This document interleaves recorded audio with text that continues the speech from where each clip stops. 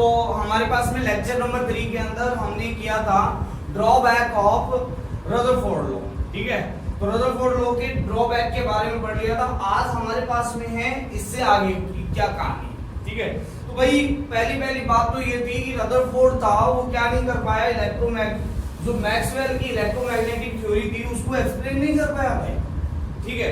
उसके अकॉर्डिंग तो ये होना चाहिए था कि भाई आपके पास में कोई भी अगर एक चार्ज पार्टिकल दूसरे चार्ज पार्टिकल के फील्ड में अगर क्या कर रहा है, घूम रहा है, ऐसे घूम रहा है, तो वो कंटिन्यूअसली क्या करेगा, एनर्जी इमिट करेगा किसकी फॉर्म में, इलेक्ट्रोमैग्नेटिक वेव की फॉर्म में। तो भाई इलेक्ट्रोमैग्नेटिक वेव की फॉर्म में तो हमें इलेक्ट्रोमैग्नेटिक वेव के बारे में पढ़ना पड़ेगा, ठीक है। तो हमारे पास में हम पहले वेव के बारे में पढ़ते हैं, फिर हम पढ़ेंगे इलेक्ट्रोमैग्नेटिक वेव के बारे में, ठीक है। तो भाई सबसे पहले देखो कि वेव है ना,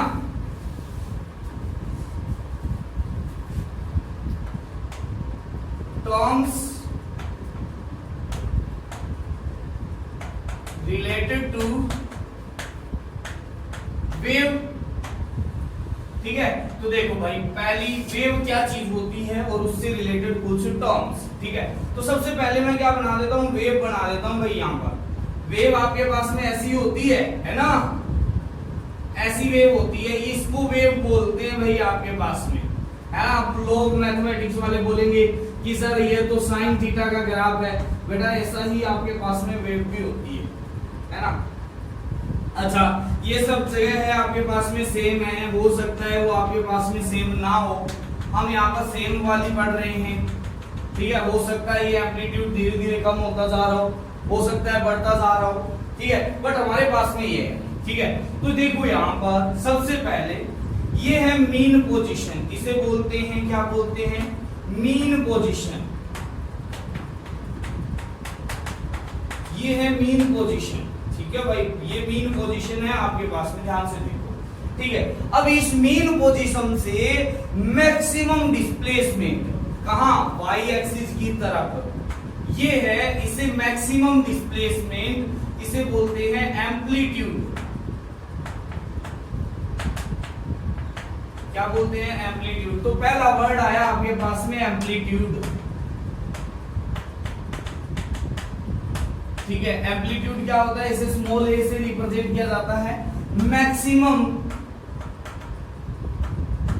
डिस्प्लेसमेंट,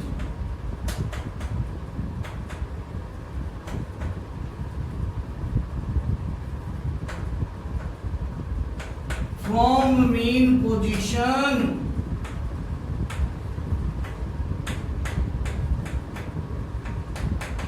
भाई मीन पोजीशन से जो मैक्सिमम डिस्प्लेसमेंट है उसे हम क्या बोलेंगे, उसे एम्पलीट्यूड बोलेंगे भाई। ओके, दूसरा है आपके पास में, ध्यान से देखना ही है।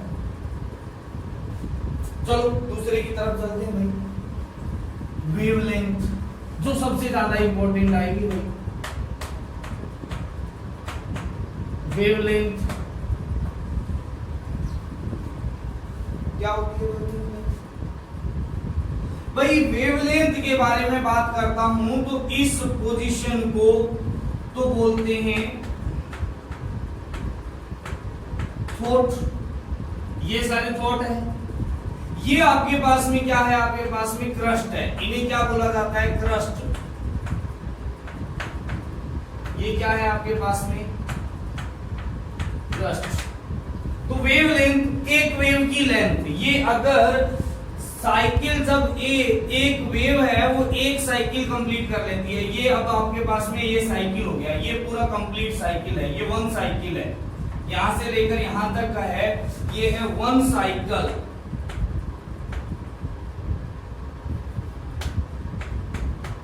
ये वन साइकिल है ऑफ वेव, है ना। जितना डिस्प्लेसमेंट एक साइकिल में वेव अपनी प्रोपगेशन डायरेक्शन में क्या करती है, कंप्लीट करती है, उस डिस्प्लेसमेंट को वेवलेंथ बोला जाता है। यानी इसे ही हम क्या बोलेंगे, लैम्डा बोलेंगे। या फिर ये बोल सकता हूं कि दो कॉन्स्टिट्यूटिव क्रस्ट के बीच की डिस्टेंस भी क्या होती है, लैम्डा होती है। या दो कॉन्स्टिट्यूटिव थ्रॉट के बीच की डिस्टेंस भी क्या होती है, आपके पास में लैम्डा होती है, ठीक है। तो क्या हो जाएगा,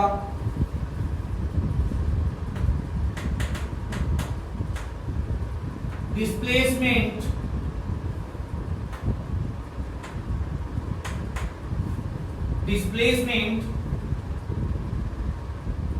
during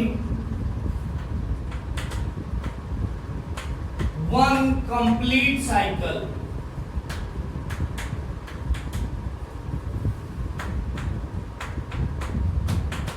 in direction of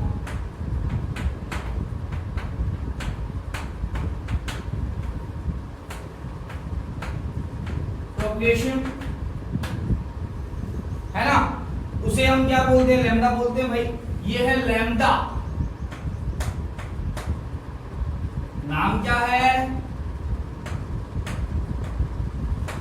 lambda, है ना, ये लैम्डा है भाई आपके पास में, ठीक है। दूसरा और क्या हो सकता है, और हो सकता है डिस्टेंस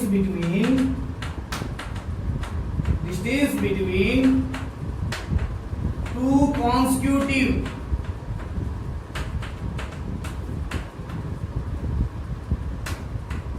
क्रस्ट और हॉट इज वेवलेंथ लैम्डा, ठीक है। अब देखो आपके पास में होता क्या है भाई, आपके पास में लैम्डा आपके पास में आ जाता है, it is represented by lambda, तो आपके पास में आई गया, ठीक है। यूनिट यहां पर आती है, यूनिट ऑफ वेवलेंथ क्या हो जाएगी भाई, यूनिट ऑफ वेवलेंथ, तो यूनिट ऑफ वेवलेंथ आ जाएगी भाई picometre, nanometre, angstrom, centimetre, metre, है ना।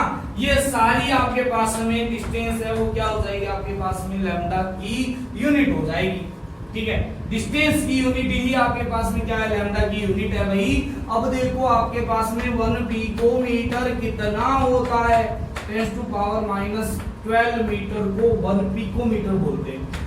1 नैनोमीटर क्या होता है, 10⁻⁹ मीटर को नैनोमीटर बोलते हैं। 1 एंगस्ट्रॉम क्या होता है, 10⁻⁻10 मीटर को एंगस्ट्रॉम बोलते हैं। बहुत ज्यादा इंपॉर्टेंट भी है, ठीक है। तो ये चीजें आपके लिए इंपॉर्टेंट भी आएगी आगे चीजें, ठीक है। तो ये हो गया भाई वेवलेंथ, ठीक है। अच्छा, तीसरी है फ्रीक्वेंसी। चलो पहले तीसरे नंबर करते हैं, वेव नंबर,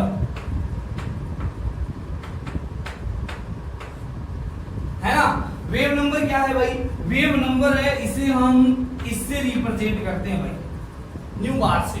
ये है न्यू बार, ये क्या है, NUE, न्यू, और ऊपर लगा दिया बार, न्यू बार, है ना। अब देखो आपके पास में होता क्या है भाई, वेव नंबर, यूनिट डिस्टेंस में जितनी नंबर ऑफ वेव है उसे क्या बोला जाता है, वेव नंबर बोलता है, ठीक है। तो number of wave in unit distance,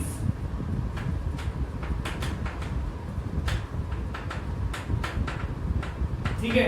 अब देखो एक यूनिट डिस्टेंस के अंदर कितनी वेव हो सकती है, मान लिया ये आपके पास में क्या है, यूनिट है, 1 मीटर है, 1 सेंटीमीटर है ना। तो यहां पर आपके पास में क्या आ जाएगी, लैम्डा जितना होगा, लैम्डा की यूनिट के अंदर जितनी आपके पास में आएगी उसे हम क्या बोलेंगे, वेव नंबर बोलेंगे। तो न्यू बार आ जाएगा आपके पास में, वो आ जाएगा 1/λ, ठीक है। तो ये न्यू बार आ गया आपके पास। चलो 4 नंबर है भाई फ्रीक्वेंसी।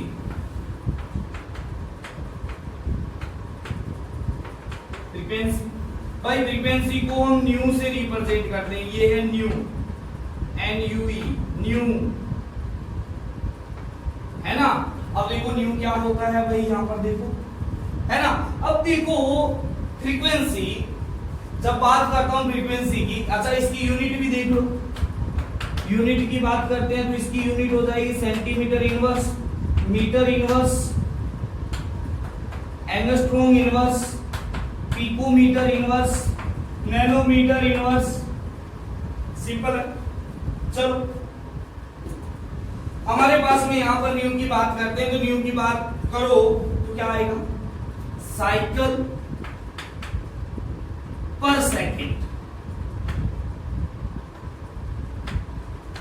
एक वेव कितने साइकिल एक सेकंड में कंप्लीट करती है, उसे हम क्या बोलते हैं भाई, उसे हम बोलते हैं frequency, cycle per unit time या पर यूनिट सेकंड।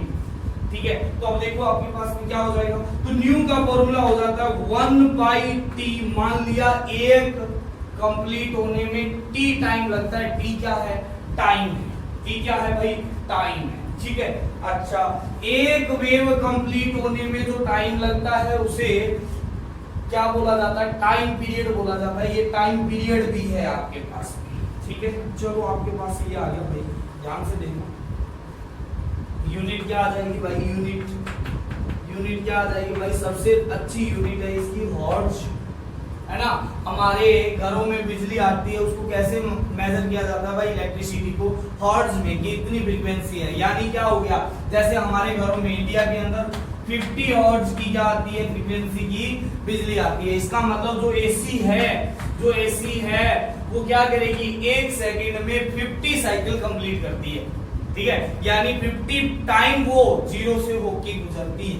ठीक है, तो 50 टाइम अगर जीरो से होकर गुजरेगी, इसका मतलब अगर हम हाथ लगा भी लेते हैं तो वो हमें मौका देती है एक सेकंड में 50 बार की छोड़ दो मेरे को। डीसी ऐसा टाइम नहीं देती है भाई। ठीक है, तो हमारे पास में इसकी हर्ट्ज हो गई, या फिर हम बोल सकते हैं सेकंड इनवर्स हो गया, या फिर हो गया सीपीएस हो गया, साइकिल पर सेकंड हो गया।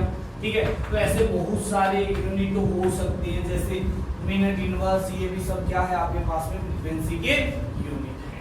ठीक है, तो ये आपके पास में आया भाई मोटा मोटा हिसाब इसका। ठीक है, अच्छा वेलोसिटी भी निकाल लेते हैं भाई। क्या निकाल लेते हैं भाई, 5 नंबर है आपके पास में वेलोसिटी का। ठीक है, तो मैं वेलोसिटी करता हूं भाई, ये देखो यहां पर वेलोसिटी कर देता हूं। 5 नंबर है भाई आपके पास में वेलोसिटी, ये v है भाई। वेलोसिटी क्या होता है भाई, velocity distance travel by wave per unit time. ठीक है, तो यहां पर क्या आ जाएगा, distance travel by wave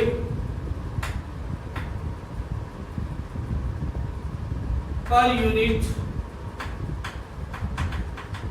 time.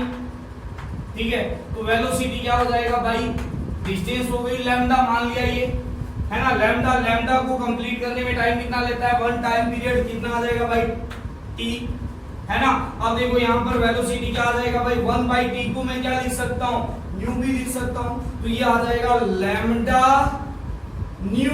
अरे भाई वेलोसिटी का बहुत ही ज्यादा इंपॉर्टेंट फॉर्मूला आ गया है, अभी आगे यूज करेंगे हम, किसके अंदर हम यूज करेंगे मैक्सवेल की इलेक्ट्रोमैग्नेटिक थ्योरी के फॉर्म। ठीक है, तो अभी आपके पास में इसको लिखो आप, फिर हम आगे चलते हैं।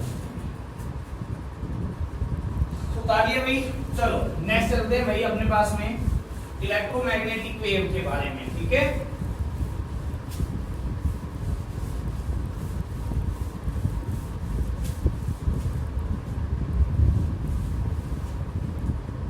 हाँ, इलेक्ट्रोमैग्नेटिक वेव।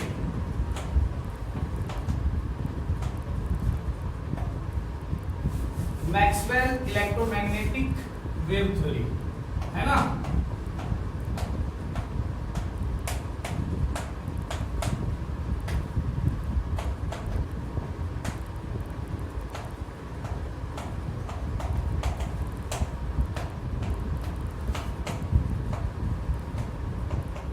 भाई मैक्सवेल की वजह से क्या हुआ था, रदरफोर्ड क्या हुआ था, फेल हुआ था, है ना। मैक्सवेल ने एक थ्योरी दी थी जिसे हम बोलते हैं मैक्सवेल इलेक्ट्रोमैग्नेटिक वेव थ्योरी। अब देखो यहाँ पर इलेक्ट्रोमैग्नेटिक वेव, यहाँ पर इलेक्ट्रो भी है, मैग्नेट भी है ना, मैग्नेटिक भी है, इलेक्ट्रिकल भी है और वेव भी है।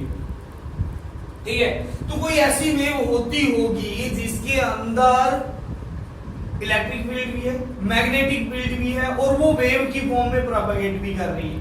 ठीक है, तो मैक्सवेल ने इसी के बारे में बताया। उसने क्या बताया कि accelerated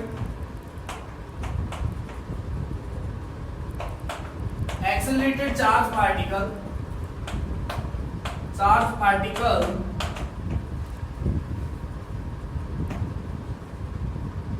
produce and transmit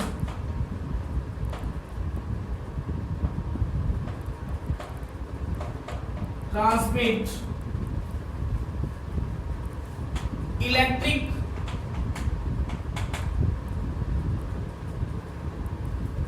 and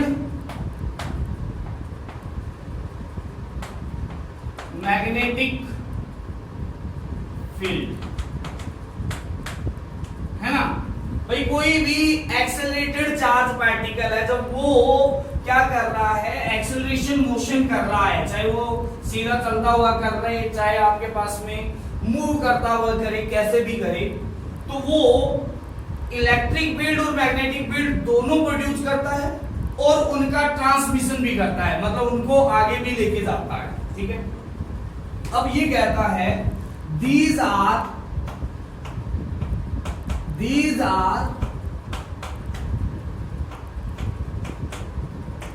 transmitted in the form of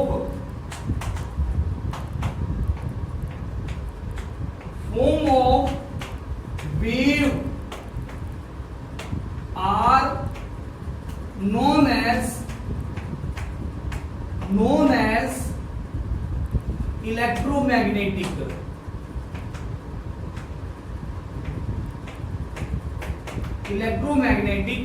wave, है ना। शॉर्ट फॉर्म में लिखेंगे EMW, हम EMW लिखेंगे बार बार, ठीक है। और इलेक्ट्रोमैग्नेटिक रेडिएशन, ठीक है भाई, उन्हें इलेक्ट्रोमैग्नेटिक रेडिएशन की फॉर्म में वो ट्रांसमिट होगा, ठीक है। ये बोला किसने, आपके पास में मैक्सवेल ने, ठीक है। मैक्सवेल ने ये भी बोला light is also electromagnetic wave, ठीक है भाई। उसने ये भी बोला कि जो लाइट आ रही है ना सन से हमारे पास में, वो भी क्या है आपके पास में, वेव ही है। वो कौन सी वेव है, इलेक्ट्रोमैग्नेटिक वेव भी है, उनके साथ साथ भी इलेक्ट्रिक फील्ड भी है और मैग्नेटिक फील्ड भी है, तो कुछ कैरेक्टरिस्टिक्स होगा भी, ठीक है। तो अब हम पढ़ रहे हैं कैरेक्टरिस्टिक्स ऑफ इलेक्ट्रोमैग्नेटिक वेव, ठीक है। तो आपके पास में हेडिंग डाल देना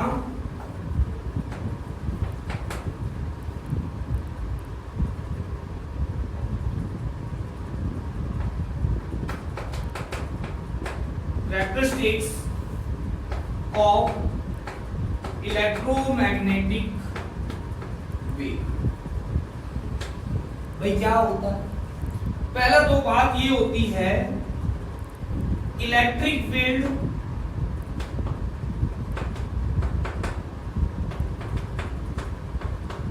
and magnetic field.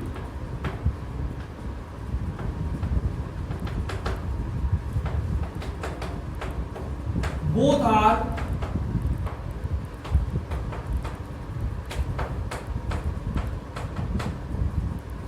perpendicular to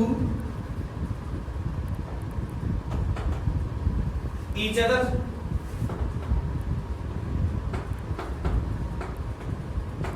and this wave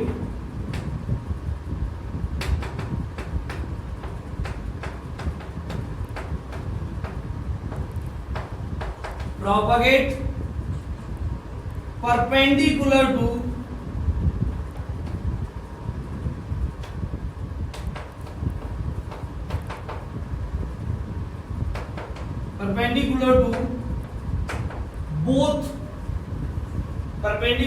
both electric field and magnetic field, ठीक है भाई। ये क्या है आपके पास में, इसमें इलेक्ट्रिक फील्ड और मैग्नेटिक फील्ड परपेंडिकुलर होता है, और इन दोनों के परपेंडिकुलर क्या करती है, प्रोपगेट करती है। कैसे होती है भाई, देखो एक डायग्राम के थ्रू हम समझते हैं इसको। ये है आपके पास में, मान लिया इस तरीके से, चलो मैं यहां पर बना देता हूं भाई, ये है इलेक्ट्रोमैग्नेटिक वेव की आपके पास में, ये भाई आपके पास में है वाई एक्सिस, ये है आपके पास में एक्स एक्सिस, ठीक है, और ये है आपके पास जेड एक्सिस, ठीक है, बनाते हैं। तो भाई कहता है कि जो इलेक्ट्रिक फील्ड है वो तो इस तरीके से है आपके पास में,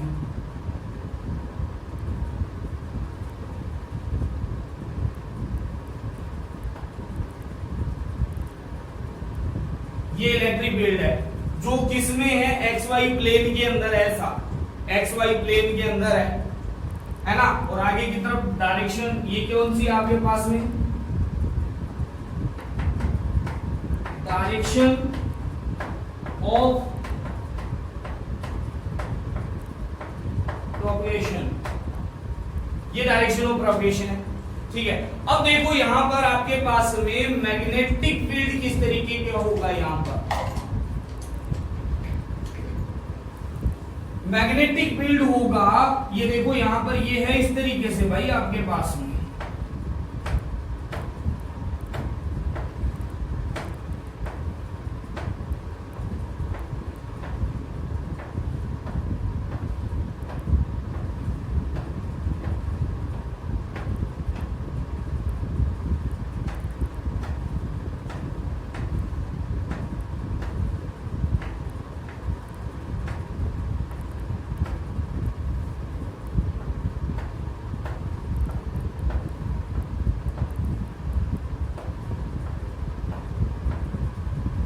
ठीक है।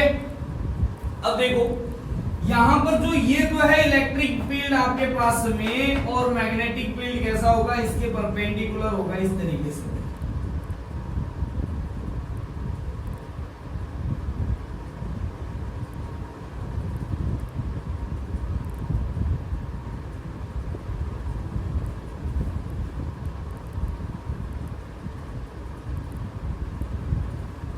कैसा है भाई, ये इस तरीके से है आपके पास में, वाई जेड प्लेन के अंदर है,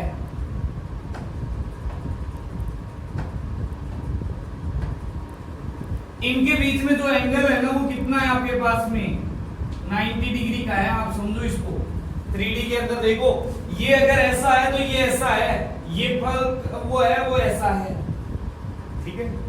ये कैसा है भाई, ये ऐसा है भाई, पीछे की तरफ गया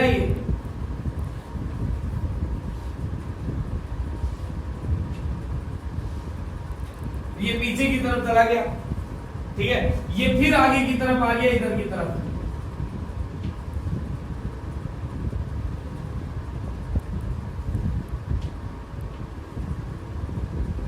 ठीक है, और ये फिर पीछे की तरफ चला गया भाई, ये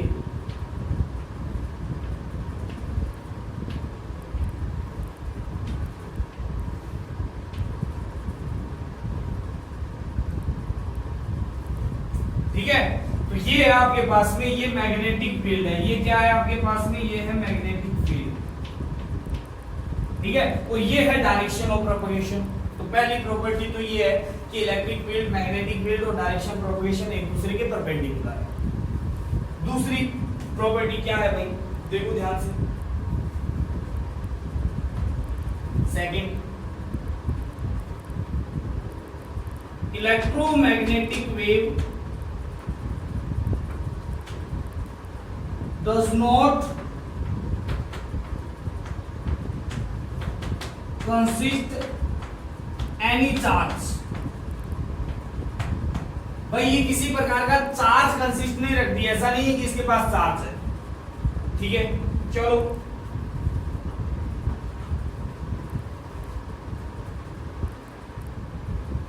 नेक्स्ट क्या कहता है,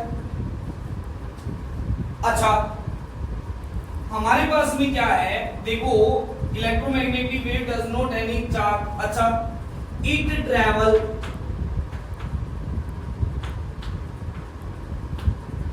with speed of light in vacuum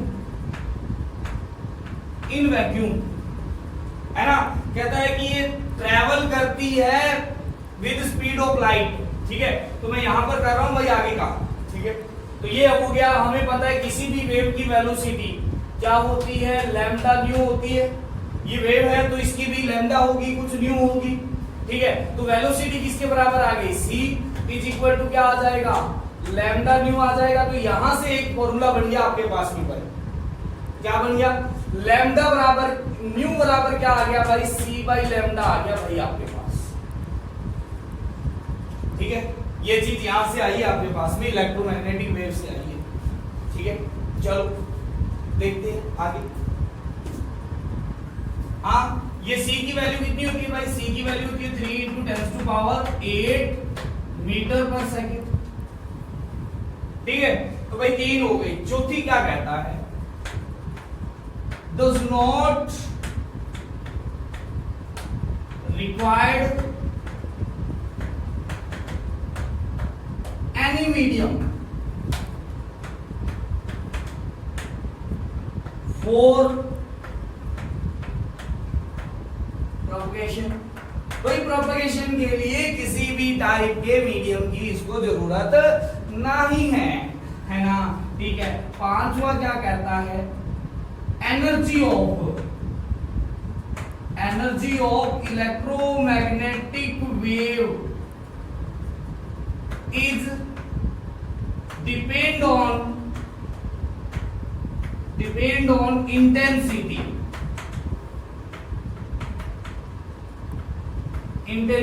depend on intensity, does not depend on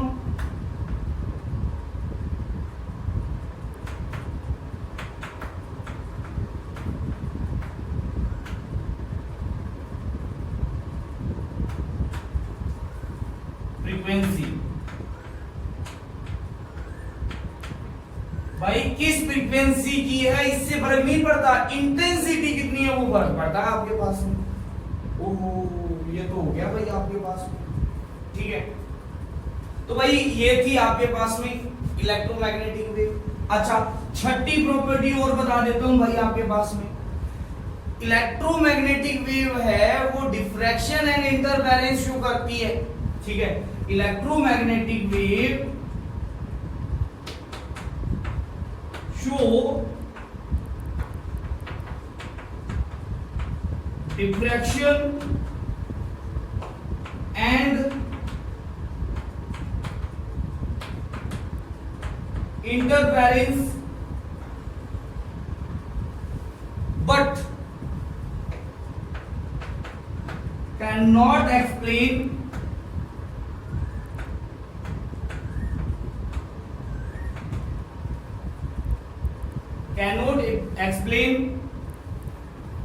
concept of photoelectric effect।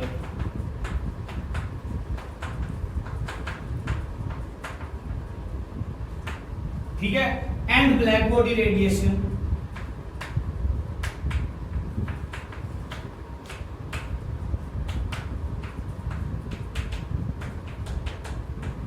Black body radiation और फोटो इलेक्ट्रिक इफेक्ट के कंसेप्ट को शो नहीं करता है, एक्सप्लेन भी नहीं करता है, बट आपके पास में डिफ्रैक्शन और इंटरफेरेंस दो वेव की प्रॉपर्टी है उसको शो करता है, पार्टिकल नेचर को शो नहीं करता है। तो ये इलेक्ट्रोमैग्नेटिक वेव की कुछ आपके पास में क्या थी, कैरेक्टरिस्टिक्स थे। अब भाई जब ये फोटो इलेक्ट्रिक इफेक्ट और ब्लैक बॉडी रेडिएशन को शो नहीं कर रहा था तो प्लांक ने अपना सिद्धांत दिया। प्लांक ने अपना क्या दिया, आपने लॉ दे दिया। प्लांक का कौन सा लॉ आपके पास में, क्वांटम थ्योरी जो है, ठीक है। उसने क्या बताया, इसने तो जो मैक्सवेल ने बताया था वेव नेचर ऑफ लाइट, है ना, प्लांक ने कुछ और ही बता दिया। प्लांक कहता है आपके पास में कि पार्टिकल नेचर है, ठीक है।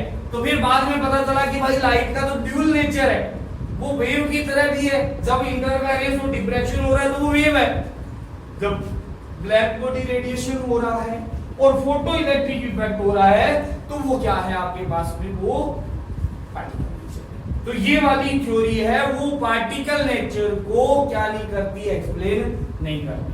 तो हम पढ़ते हैं नेक्स्ट वाला आपके पास में, वो है प्लांक्स क्वांटम थ्योरी, है ना। तो भाई देखो प्लांक्स क्वांटम थ्योरी क्या कहती है, चलो देख लेते हैं भाई प्लांक्स क्वांटम थ्योरी।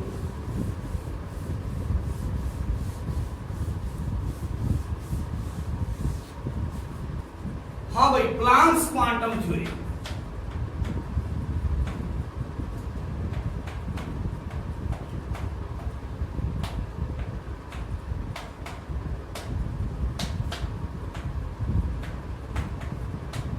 भाई प्लांक्स क्वांटम थ्योरी है, ये क्या करती है, एक्सप्लेन करती है फोटो इलेक्ट्रिक इफेक्ट और ब्लैक बॉडी रेडिएशन को। ठीक है, तो फोटो इलेक्ट्रिक इफेक्ट और ब्लैक बॉडी रेडिएशन को हम बाद में पढ़ेंगे कि होता क्या है, पहले हम प्लांक्स क्वांटम थ्योरी पढ़ लेते हैं। तो क्या कहता है प्लांक्स, क्या कहता है, according to Planck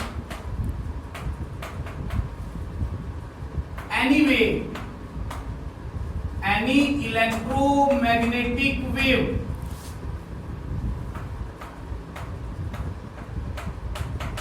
consists energy in the form of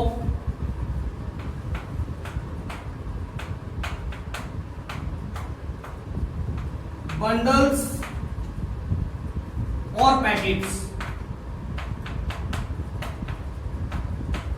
कहता है कि इलेक्ट्रोमैग्नेटिक वेव है ना भाई, वो अपने साथ में एनर्जी तो रखती है, वो किसकी फॉर्म में रखती है, अलग अलग पैकेट है, उसके बाद छोटे छोटे पैकेट है, उन पैकेट की फॉर्म में क्या करती है, आपके पास में एनर्जी को कंसिस्ट रखती है। ठीक है, these packets are also known as quanta. भाई सबसे छोटा पार्टिकल क्वांटा और फोटोन, इसे ही फोटोन बोला जाता है। कहता है फोटोन रखता है, फोटोन की एनर्जी, एक पैकेट है और जाके टकराया है और वहां से बाहर निकाल लाया है किसको, इलेक्ट्रॉन को। ये फोटो इलेक्ट्रिक इफेक्ट है भाई। ठीक है, तो भाई यहां पर ये बता दिया प्लांक ने कि भाई एनर्जी है वो इलेक्ट्रोमैग्नेटिक वेव में पैकेट्स की फॉर्म में है। जैसे आपके पास में पैकेट आता है ना, धनिए का पैकेट, जर्दे का पैकेट, है ना, वैसे ही इलेक्ट्रोमैग्नेटिक वेव के अंदर भी छोटे छोटे पैकेट है एनर्जी के। जैसे सन से हमारे पास में लाइट आती है ना, लाइट आती है तो हम क्या करते हैं भाई, आपके पास में एनर्जी महसूस करते हैं। अपने को धूप लगती है ना भाई, ठीक है, सर्दी के अंदर अच्छी लगती है, गर्मी में बुरी लगती है। ठीक है, तो वो हम टेम्परेचर क्या करते हैं, महसूस करते हैं। वो टेम्परेचर महसूस कैसे करते हैं, वो अपने साथ पैकेट लेके आई, वो हमें दे रही है, लो लो लो लो लो, है ना, और हमारे पास में जितनी जरूरत है उस हिसाब से ले लेते हैं, और ज्यादा जरूरत नहीं है तो अंदर आ जाते हैं, नहीं चाहिए हमें, है ना। तो वही है कि भाई एनर्जी किसकी फॉर्म में, पैकेट की फॉर्म में, ये प्लांक बोलता है। ठीक है, दिस लो स्टेट, अब क्वांटम थ्योरी क्या कहती है, this law state that energy of photon, जो पैकेट है ना उसकी energy is directly proportional two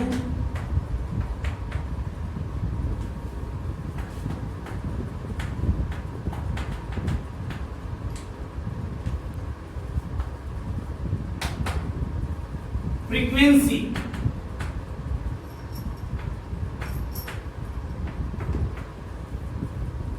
of electromagnetic wave, है ना। वहां पर मैक्सवेल ने बताया भी फ्रीक्वेंसी पे डिपेंड नहीं करता, इंटेंसिटी पे डिपेंड करता है। यहां पर ये बोल रहा है कि जो एनर्जी है उस फोटोन की वो डायरेक्टली प्रोपोर्शनल टू फ्रीक्वेंसी है। ठीक है, तो अगर हम यहाँ पर बोलते हैं तो E is directly proportional to क्या हो गया भाई, न्यू आ गया भाई, क्या आ गया, न्यू आ गया।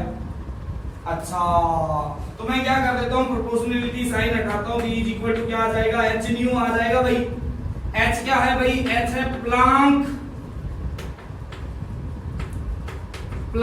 कांस्टेंट है भाई, क्या है, प्लांक कांस्टेंट है भाई, है ना। चलो प्लैंक कांस्टेंट इसकी वैल्यू कितनी होती है भाई, इसकी वैल्यू होती है 6.62 इंटू 10⁻34। अब ये जूल है, डिवाइड बाय टाइम आएगा तो जूल इंटू सेकंड आ जाएगा, जूल इंटू सेकंड।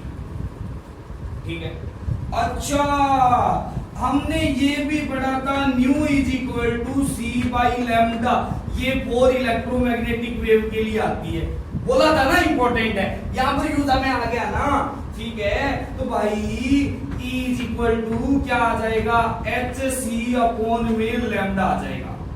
ठीक है, अब भाई C की वैल्यू कितनी है, अरे भाई C की वैल्यू है 3 इंटू 10⁸ मीटर पर सेकेंड।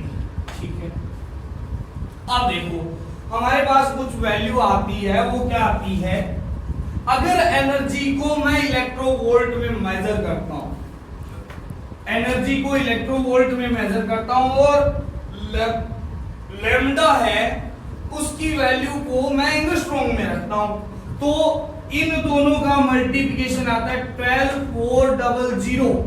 ये तभी है जब हम इसको एंगस्ट्रॉम में चेंज कर लेंगे और एनर्जी को जूल में चेंज कर लेंगे, यानी इसकी वैल्यू जूल की जगह इलेक्ट्रोवोल्ट में रखनी पड़ेगी और सेकंड को किस में रखना पड़ेगा भाई, आपको सेकंड को तो सेकंड में रखना। ठीक है, डिवाइड बाई लैम्डा की वैल्यू को किस में रखना पड़ेगा, एंगस्ट्रॉम में रखना पड़ेगा। ये वैल्यू आएगी किसके अंदर, इलेक्ट्रोवोल्ट के अंदर। मान लिया आपको इलेक्ट्रोवोल्ट में एनर्जी चाहिए तो आपको ये वाला फॉर्मूला यूज कर लेना, ये प्लांट से है। ठीक है, अच्छा यहां पर अगर देखा जाए E इज इक्वल टू बात करते हैं अपने, ठीक है, तो ये 1 इलेक्ट्रोवोल्ट की जो वैल्यू होती है वो कितनी होती है भाई, 1.6 इंटू 10⁻19 जूल के बराबर होती है। तो यहां से हम जूल में भी कन्वर्ट कर सकते हैं, क्या कर सकते हैं, जूल में भी कन्वर्ट। हाँ, तो ये भाई आ गया इसके पास में। अब देखो यहां पर इसे बोलते हैं 1 quanta energy, energy of 1 photon है ना, तो इसे क्या बोलेंगे, एनर्जी ऑफ क्वांटा। फोटोन को क्वांटा भी बोलते हैं। ठीक है, तो भाई क्या कहता है, ये भी चीज आती है कि energy absorb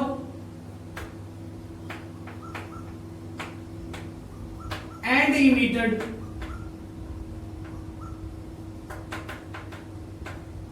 by any body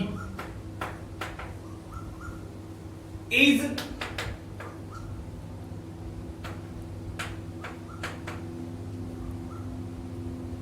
whole number multiple of energy of one quanta और फोटोन। ठीक है, तो एनर्जी एब्जॉर्ब और इमिटेड बाय एनी बॉडी, वो क्या होगी, ये है E, एनर्जी इमिटेड और एब्जॉर्ब बाय एनी बॉडी, कि कितनी एनर्जी एब्जॉर्ब की है, कितनी एनर्जी इमिट की है, वो क्या होगा N। ये है N है इंटीजर, है ना, ये क्या आएगा H C अपॉन में क्या आएगा, लैम्डा आएगा। ठीक है, n क्या है यहां पर, इंटीजर है, n बिलोंग्स टू इंटीजर है। ठीक है, वो भी इंटीजर पॉजिटिव वाला है। ठीक है, यानी n की वैल्यू 1 2 3 4 ऐसे आएगी आपके पास में। जैसे आज के टाइम पे रुपए का क्वांटा कौन सा है, 1 रुपया है ना। अब 50 पैसे 40 पैसे ये तो चल नहीं रहे। ठीक है, तो 1 रुपया है वो क्वांटा है। अब मेरे को अगर किसी को पैसे देने हैं, मान लिया किसी राम श्याम मोहन को पैसे देने हैं मेरे को, ठीक है, तो वो क्या होगा आपके पास में, मेरे को या तो मैं 10 रुपए दूंगा, यानी 10 मल्टीपल ऑफ 1, या 1000 रुपए दूंगा तो 1000 मल्टीपल ऑफ 1, है ना। अब मैं पॉइंट्स में पैसे नहीं दे सकता, है ना, क्योंकि मेरे पास में सबसे छोटा क्वांटा है वो 1 रुपया है। मैं 1 रुपए के मल्टीपल में दे सकता हूं, है ना। वैसे ही है कि एनर्जी है वो इसकी 1 की एनर्जी के मल्टीपल में ही जाएगी। ऐसा नहीं है आपके पास में इसके अलावा कुछ भी आएगा, जैसे 2.5 इंटू ये आ जाएगा, ऐसा नहीं आएगा कभी भी। ठीक है, ये मल्टीपल में ही आएगा, इसके मल्टीपल में ही आएगा, ठीक है। तो ये चीज भाई आई, ठीक है। अच्छा, मैं कुछ चीज बतानी है वो पिछले में भूल गया हूं, कौन सा, आपके पास में इलेक्ट्रोमैग्नेटिक वेव की फॉर्म में, ठीक है। तो लाइट होती है भाई, वो भी आपके पास में, उसमें भी बहुत टाइप की वेव होती है, इलेक्ट्रोमैग्नेटिक वेव होती है, ठीक है। तो वो इलेक्ट्रोमैग्नेटिक वेव कौन कौन सी है मैं बता देता हूं, पहले ये उतार लेना आप लोग, फिर मैं आपको बता देता हूं। इलेक्ट्रोमैग्नेटिक वेव, तो भाई कुछ वेव है इलेक्ट्रोमैग्नेटिक वेव, देयर आर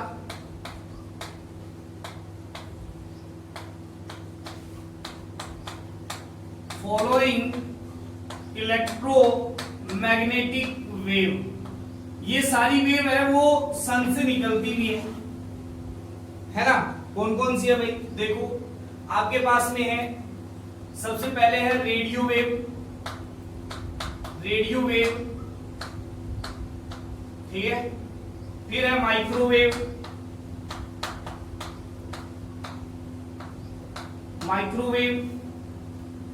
अच्छा। फिर है इंफ्रारेड,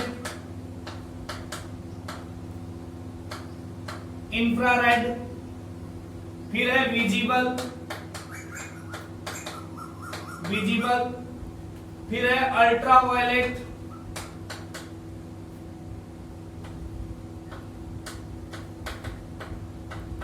ठीक है। यूवी रेज भी बोलते हैं इनको, यूवी, है ना। फिर आता है एक्सरे, क्या आता है, एक्सरे आता है। फिर है आपके पास में गामा रे, आता है। और सबसे लास्ट में आता है कॉस्मिक रे, ठीक है। तो भाई ये कुछ एक रेज है आपके पास में, ठीक है। तो आपके पास में अगर मैं बोला जाए इधर से इधर जाने पर एनर्जी है, इनकी एनर्जी क्या हो रही है भाई, इंक्रीज हो रही है। सबसे कम एनर्जी किसकी होती है, रेडियो वेव की, जो हम यूज करते हैं मोबाइल फोन में, ठीक है। अगर मैं एनर्जी से इधर देखूं आपके पास में इधर जाने पर जो वेवलेंथ है इनकी वो क्या हो रही है, डिक्रीज हो रही है। ये इसके लिए, ये इसके लिए, ठीक है। अच्छा, एक बात करता हूं फ्रीक्वेंसी की, तो भाई फ्रीक्वेंसी भी इधर जाने पर, ये फ्रीक्वेंसी भी इधर जाने पर क्या हो रही है, इंक्रीज हो रही है। ये आपके पास में इधर जाने पर इंक्रीज हो रही है, ठीक है। तो याद रखने का तरीका ये है, देखो यहां पर ये है राधे मोहन, ठीक है। आर से आया रेडियो, एम से आया माइक्रो, राधे मोहन इनविजिबल,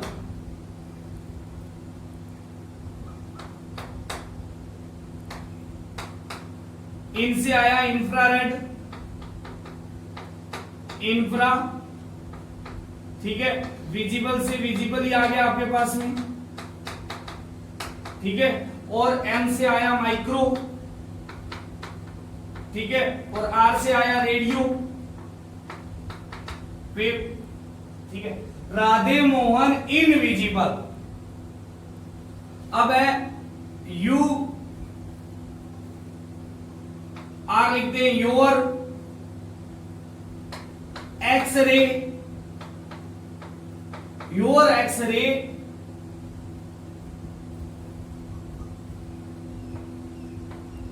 गए काम से, ठीक है।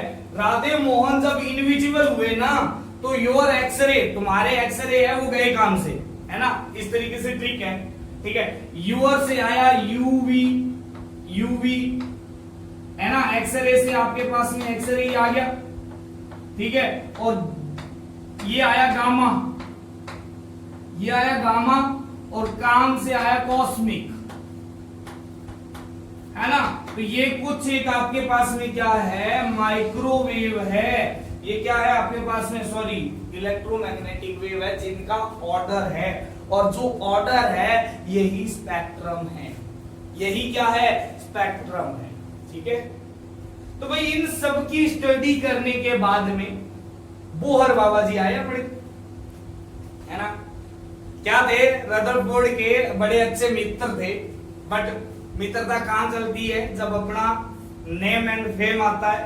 ठीक है, तो भाई बोहर लगा हुआ था कि कैसे मैं रदरफोर्ड को फेल करूं, क्योंकि बोहर बाबा जी ने कहा था कि यार मैक्सवेल की थ्योरी में अपने गए थे, कहते गए थे, तो मैक्सवेल की इलेक्ट्रोमैग्नेटिक वेव थ्योरी तू क्या कर रहा है, फेल कर रहा है, क्योंकि जो रदरफोर्ड ने ये बताया था कि ये पॉजिटिव चार्ज है यानी न्यूक्लियस है, इसके चारों ओर इलेक्ट्रॉन क्या कर रहा है, आपके पास में एक्सेलरेशन मोशन कर रहा है। अच्छा एक्सेलरेशन मोशन कर रहा है, तो बोहर बोलता है अच्छा एक्सेलरेशन मोशन अगर करेगा तो वो एनर्जी को क्या करेगा, इमिट करेगा, किसकी फॉर्म में, इलेक्ट्रोमैग्नेटिक वेव की फॉर्म में। ठीक है, तो भाई ये बोल दिया कि इलेक्ट्रोमैग्नेटिक वेव की फॉर्म में एनर्जी इमिट करेगा, क्या करेगा, तो इसका मतलब तो ये हो गया कि इलेक्ट्रॉन घूमते घूमते घूमते घूमते घूमते कुछ टाइम बाद में क्या हो जाएगा, इसके अंदर गिर जाएगा। कितने टाइम में, बाई 10⁻⁻8 सेकंड के बाद में वापस इसके अंदर गिर जाएगा। ठीक है, तो इसका मतलब तो न्यूक्लियस स्टेबल ही नहीं। अच्छा हाइड्रोजन स्पेक्ट्रम भी नहीं कर पाए, तो भाई ये सब कुछ करना था किसको, बोहर बाबा जी। ठीक है, तो बोहर बाबा जी ने अपना एक एटॉमिक इन सब को स्टडी किया और एक अपना क्या निकाल दिया, आपके पास में एटॉमिक मॉडल निकाल दिया, जो सबसे ज्यादा क्या है, सक्सेस है, सबसे ज्यादा सक्सेस है, क्या है सक्सेस। ठीक है, तो भाई बोहर बाबा जी ने अपना मॉडल निकाला। उससे पहले एक और चीज थोड़ी सी पढ़ लेते हैं, वो क्या है कि एंगुलर मोमेंटम, क्योंकि बोहर बाबा जी के इसमें आएगा, है ना, मॉडल में आएगा, तो हम एंगुलर मोमेंटम के बारे में पढ़ लेते हैं भाई थोड़ा सा। मोमेंटम क्या होता है, मास इंटू वेलोसिटी होती, मास इंटू क्या होता है भाई, आपके पास में वेलोसिटी होता, एंगुलर मोमेंटम। ठीक है, तो भाई आपके पास में देखा जाए, हम बात करते हैं कुछ और चीजों की। हम पहली बात करते हैं एंगुलर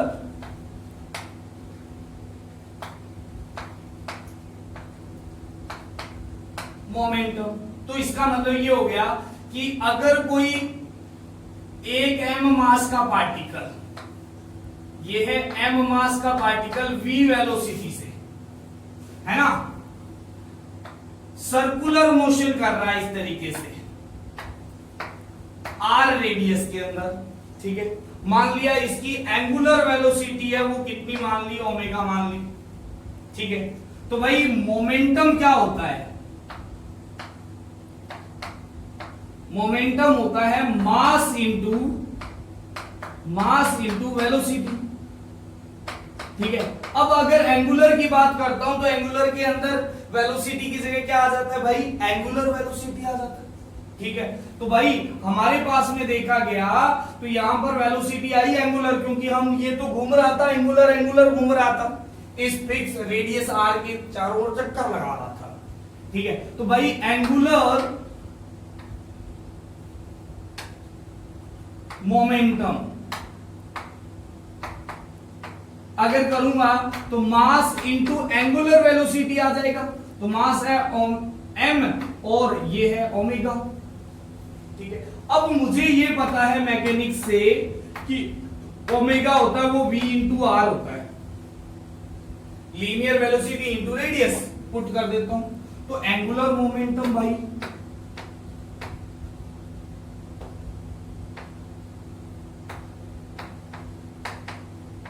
क्या आ जाएगा, एंगुलर मोमेंटम ये आ जाएगा mass into v r, m v r. बस ये चीज थी, ये हमें पढ़नी थी क्योंकि ये बोहर बताएगा।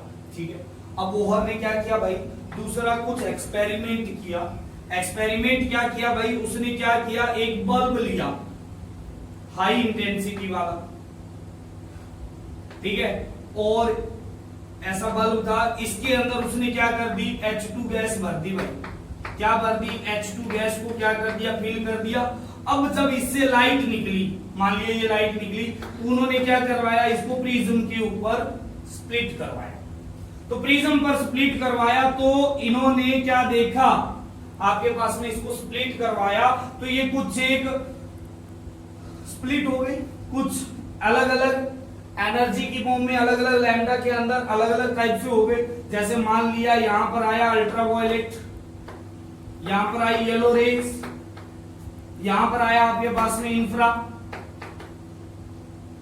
रेड, आपके पास में क्या आई, ऐसी आई। तो इसके बेस के ऊपर उन्होंने चार बड़े गजब के, चार या ज्यादा मतलब 4 या 5 भी कर देते हैं कहीं भी, ठीक है, उन्होंने कुछ पोस्टुलेट निकाल के दिए, बड़े गजब के पोस्टुलेट थे। वो क्या थे भाई आपके पास में, तो हम पढ़ते हैं बोहर का एटॉमिक मॉडल, ठीक है। तो देखो अभी देखो भाई साहब,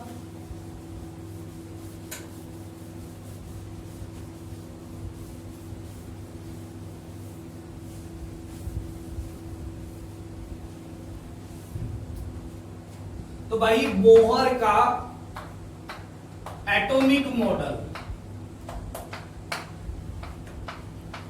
ठीक है।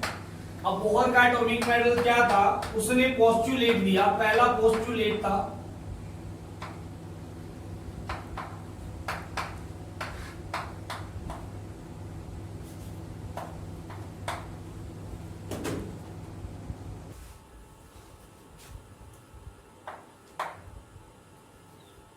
Postulate number 1। क्या कहता है भाई postulate number 1, same to same वही बात बताई जो क्या थी रदरफोर्ड ने बताया था। क्या बताया था, atom is spherical shape and most of part is empty. Most part है वो क्या है, एम्प्टी है ना, most of the part is empty and all mass of atom is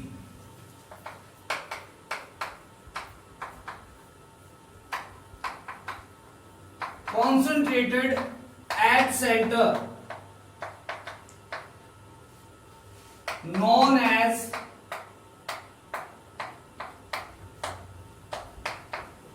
nucleus, ठीक है। Size of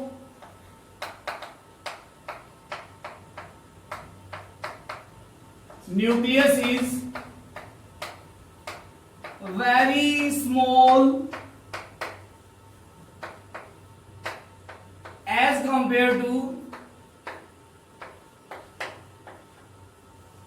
compared to size of atom, है ना, size of atom, sorry, size of nucleus is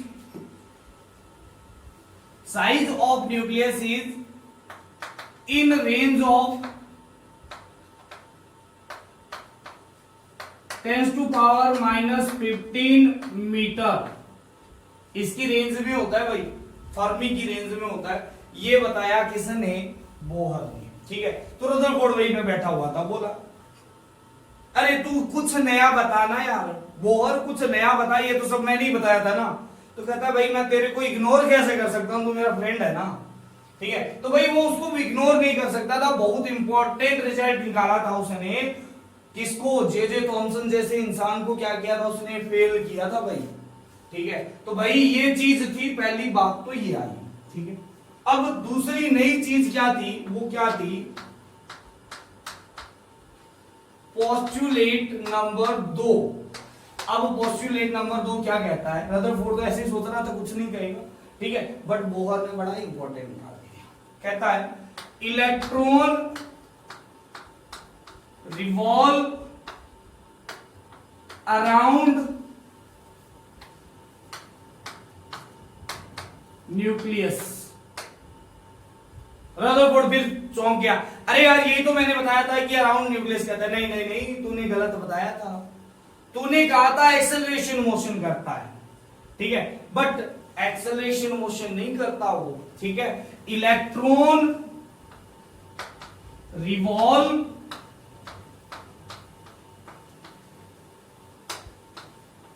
around nucleus with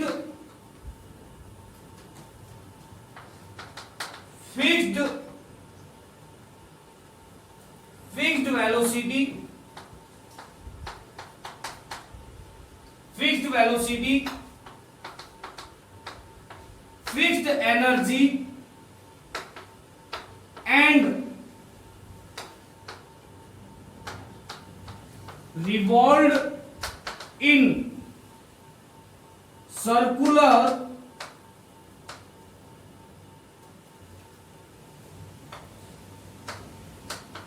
path with fixed radius।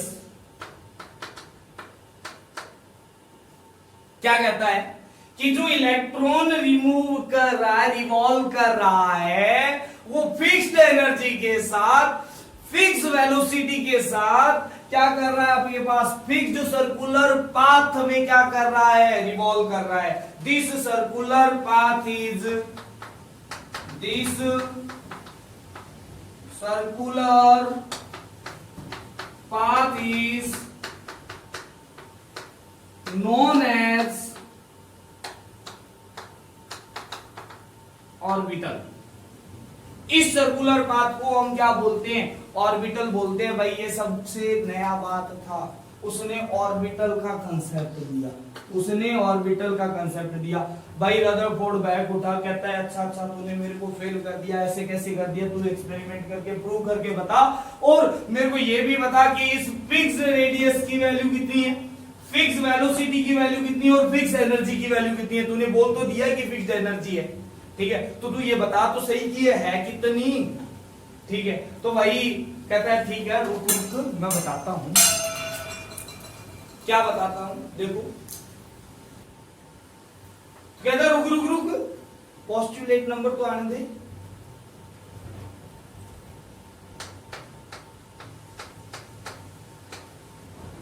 Postulate number 3 में क्या कहता है, postulate number 3 को Bohr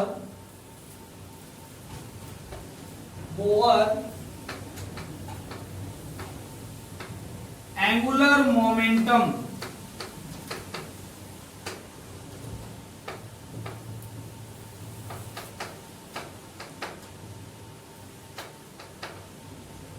क्वांटिटाइजेशन concept भी बोला जाता है, थ्योरी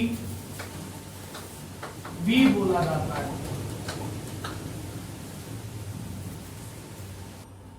क्या कहता है, उसने एंगुलर मोमेंटम से रिलेटेड कुछ थ्योरी दी। क्या कहता है, when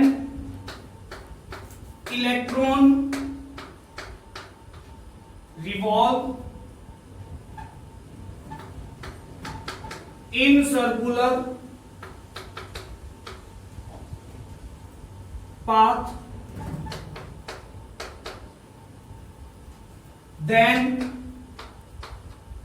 angular momentum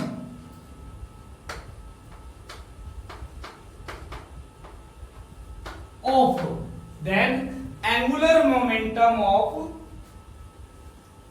electron is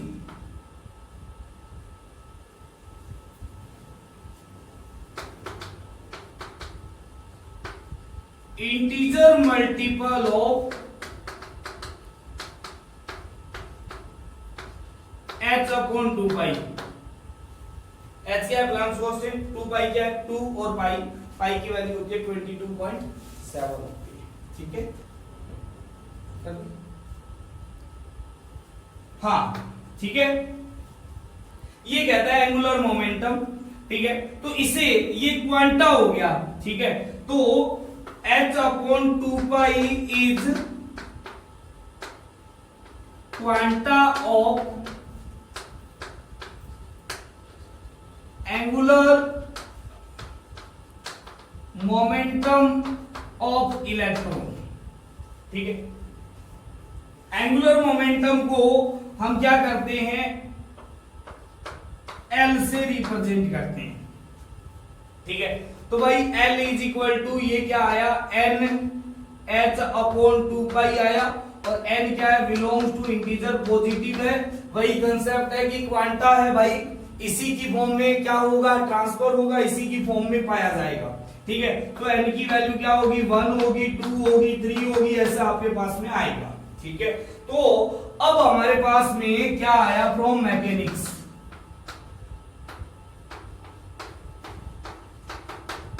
अब फ्रॉम मैकेनिक्स से क्या आएगा भाई, जो एंगुलर मोमेंटम होता है वो कितना होता है, एंगुलर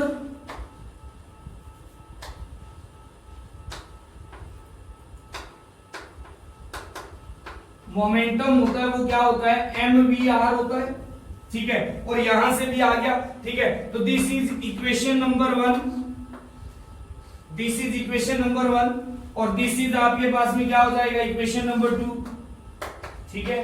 तो फ्रॉम इक्वेशन 1 एंड 2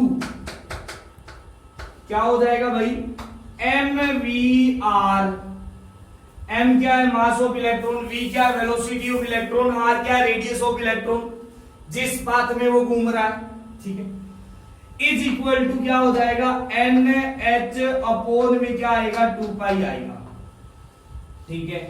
तो भाई ये चीज आई, इसने बहुत ज्यादा इंपॉर्टेंट एक पोस्टुलेट दे दिया यहां पर, ठीक है। अब क्या बोलता है, रदरफोर्ड बोलता है, तो इसका मतलब तो तूने ये कह दिया कि इलेक्ट्रॉन रिवॉल्व करेगा तो उसका जो एंगुलर मोमेंटम होगा वो भी क्वांटाइजेशन की फॉर्म में होगा, क्वांटा की फॉर्म में होगा। कहता हाँ होगा, ठीक है। तो कहता है एक बात बता, इसका मतलब तो ये बोल दिया तूने कि इलेक्ट्रॉन ना ही तो एनर्जी इमिट करेगा और ना ही एब्जॉर्ब करेगा। तो बहुत सोच में पड़ गया, बोलता है अगर मैंने ये बोल दिया कि एनर्जी को ना ही एब्जॉर्ब करेगा ना ही इमिट करेगा, तो मतलब इलेक्ट्रॉन कहीं बाहर जा ही नहीं सकता, है ना। एक्साइटेशन और आपके पास में जो आयोनाइजेशन है उसका कंसेप्ट ही भूल जाओ भाई, है ना। तो वो सोचने लग गया कि अगर बोल दिया तो इसने मेरे को पकड़ लेना है, ठीक है, यहीं पे, और कह देना तेरा मॉडल फेल है।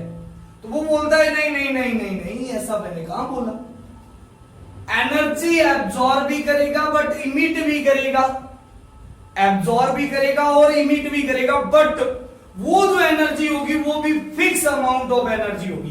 भाई ये फिक्स वर्ड है, वो बोहर ने नहीं छोड़ा। कहता है कि एनर्जी एब्जॉर्ब भी करेगा, इमिट भी करेगा, बट वो एनर्जी होगी, वो अमाउंट क्या होगी उसकी, फिक्स होगी, ठीक है। तो कहता है कैसे होगा, तो बता दे, ठीक है। पहले आप ये उतार लो, ठीक है भाई। पोस्टुलेट नंबर 4 क्या कहता है भाई, देखो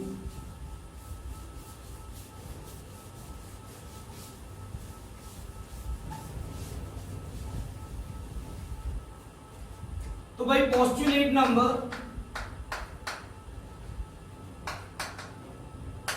4 कहता है electron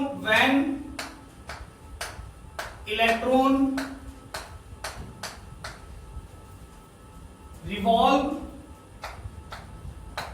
in different circular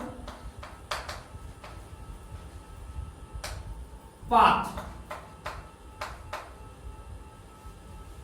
then it may absorb and or emit fixed amount of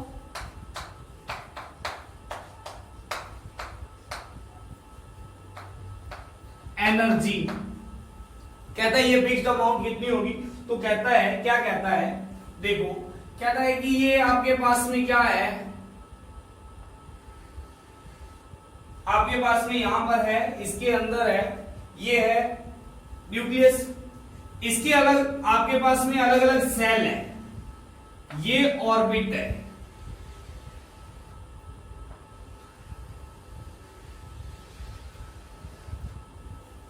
ठीक है, ये सेल है अलग अलग आपके पास में, ठीक है। कहता है ये आपके पास में के सेल है, ये आपके पास एल है, ये एम है और ये क्या है एन है, ठीक है। तो पहले तो ये बताया कि एनर्जी है order of electron present in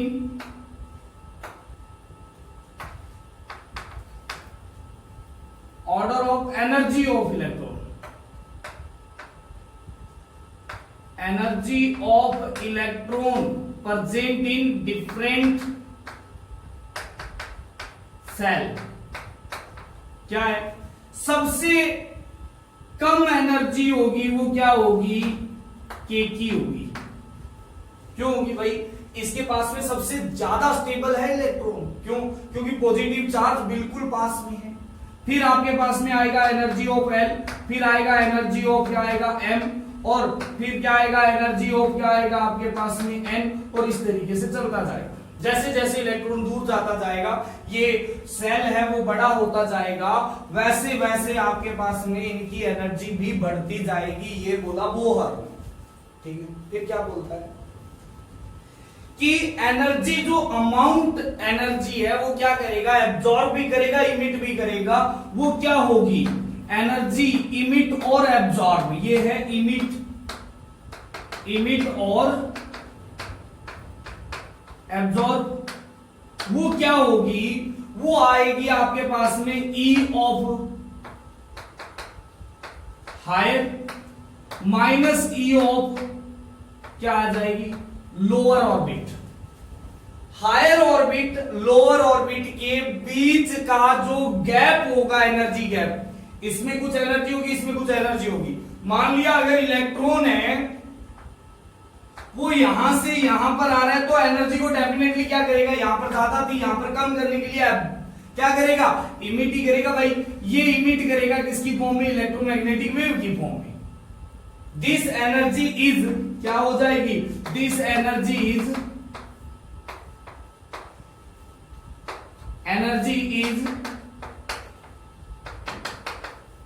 emitted or absorbed in the form of electromagnetic wave. कहते हैं इलेक्ट्रोमैग्नेटिक वेव की फॉर्म में होगी, है ना। और इलेक्ट्रोमैग्नेटिक वेव क्या होता है, क्वांटा की फॉर्म में होता है, उसके पास एनर्जी होती है। तो कहता है भाई ये होगा ऐसा, ठीक है। तो कहता है अगर हायर ऑर्बिटल से लोअर ऑर्बिटल गया तो एनर्जी क्या आएगी, पॉजिटिव आएगी, मतलब क्या हुई, इमिट हुई। और अगर कोई भी लोअर ऑर्बिट से हायर ऑर्बिट जाएगा तो उसे एनर्जी की क्या पड़ेगी, जरूरत पड़ेगी। क्या पड़ेगी, एनर्जी की जरूरत पड़ेगी, ठीक है। तो this phenomena is called excitation and this phenomena is called D excitation, है ना। तो देखो when a electron move from higher orbit to lower orbit, then it emit energy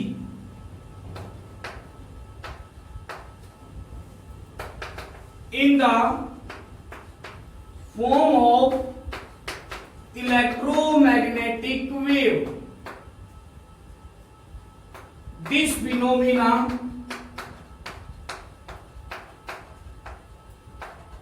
is called, this phenomena is called, क्या होगा ये, D excitation. क्या हो जाएगा, डी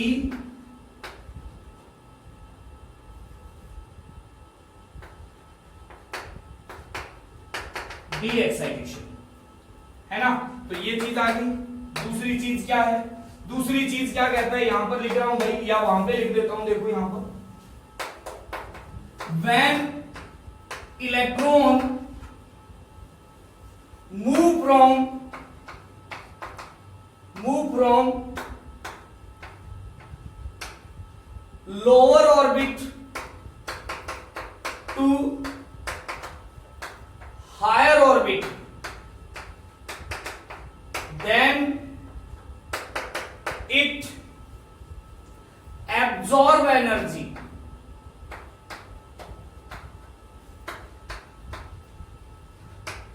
एब्जॉर्ब एनर्जी, ये क्या करेगा, एब्जॉर्ब करेगा, लोअर से हायर ऑर्बिट में जाएगा तो, ठीक है, in the form of electromagnetic wave, वो एनर्जी भी इलेक्ट्रोमैग्नेटिक वेव की फॉर्म में ही क्या करेगा, एब्जॉर्ब करेगा, ठीक है, एब्जॉर्ब है भाई, ठीक है। This phenomena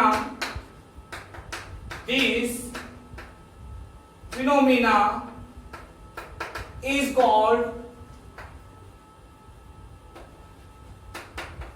excitation.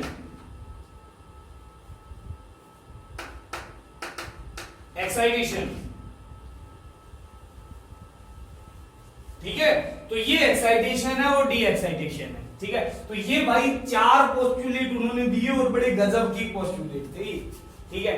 अच्छा, इसको अलग पोस्टुलेट भी बनाया जा सकता है कि जैसे जैसे आपके पास में इलेक्ट्रॉन है, वो उसकी रेडियस है, ऑर्बिट की रेडियस है, वो क्या होती जाएगी, बढ़ती जाएगी, वैसे वैसे आपके पास में एनर्जी भी क्या होती जाएगी, बढ़ती जाएगी।